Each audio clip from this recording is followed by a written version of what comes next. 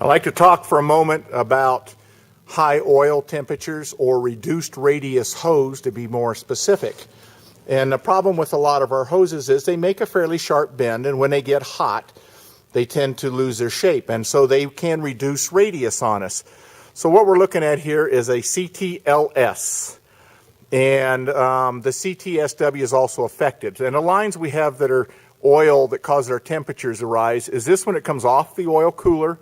It comes down on this LS through the thermostat. It makes a very sharp turn here, and it goes back up into the oil pump.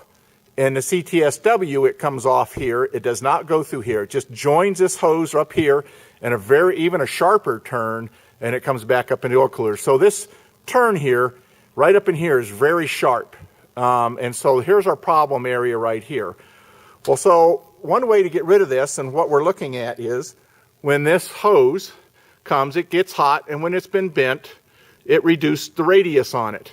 And so it slows our oil flow, which causes our temperatures to rise. So what we want to do is keep this completely open. Well, one accepted method, which we use, that's actually up on our coolant lines also, there's two springs on our coolant, is placing a spring in our oil hose. Now this is 1/2 inch inside diameter, and so is this spring. You can get these from even Ace Hardware.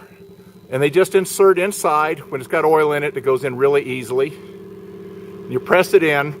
And so next time, when you make that sharp 180-degree turn or any turn, when it gets hot, your hose stays completely open. You have full flow.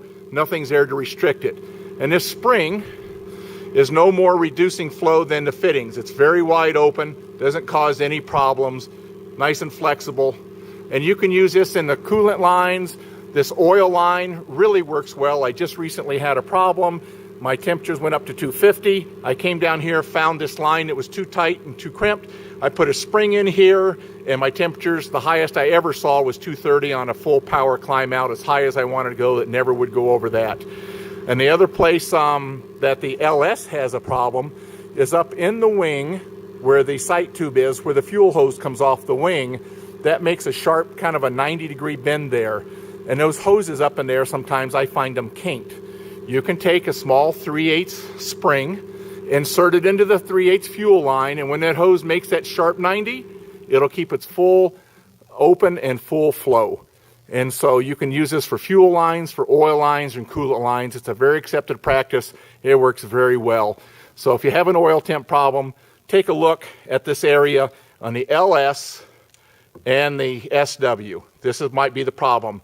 The other problem is underneath, where the line comes off the crankcase and goes back up into the oil tank. If that S turns tightly, then that's a place that you may want to put a spring or reroute the hose. Hope this works for you.